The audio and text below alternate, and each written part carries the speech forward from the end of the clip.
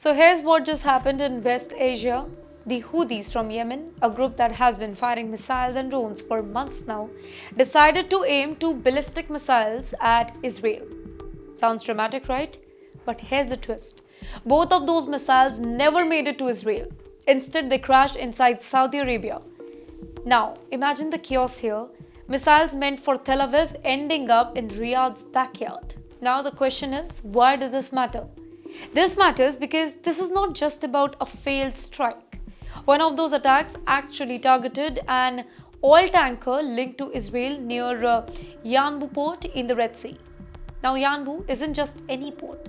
It is a vital energy hub where Saudi oil is processed and shipped. Think of it as one of the lifelines of global energy. Now, if tankers have been attacked over there, oil prices worldwide can feel the heat. And this is where it gets more serious. The Red Sea isn't just any random patch of water. It is one of the busiest trade routes on the planet. Almost 12% of global trade and nearly 8% of world's oil supply moves through this particular region every single year. If the Houthis keep on firing rockets here, it is not just Israel or Saudi Arabia that has the problem. It's the entire world. Shipping insurance goes up, oil costs rise, and suddenly your petrol price at the pump could shoot up either. Now, let's take a step back for a bit. Who are these Houthis and what is their problem? Why are they doing this?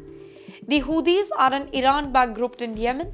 Since the Gaza war broke out in October year 2023, they have styled themselves as Defender of Palestine.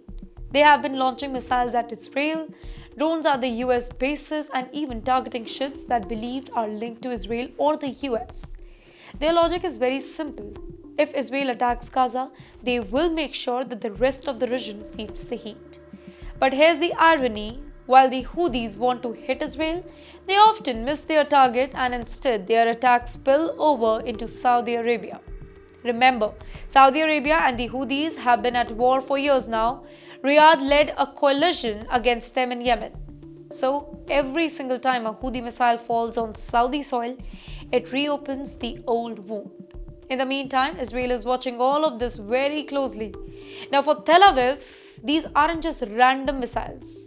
They see it as part of Iran's big playbook. Iran supplies the Houthis, Iran backs the Hezbollah in Lebanon, and Iran supports militia in Iraq and Syria.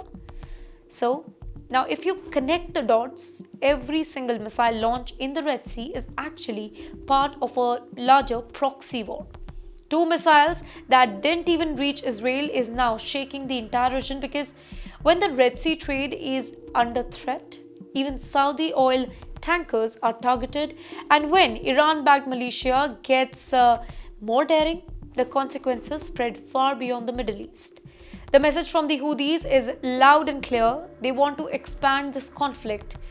Now the only question is, will Israel, Saudi Arabia and the US let them succeed or not?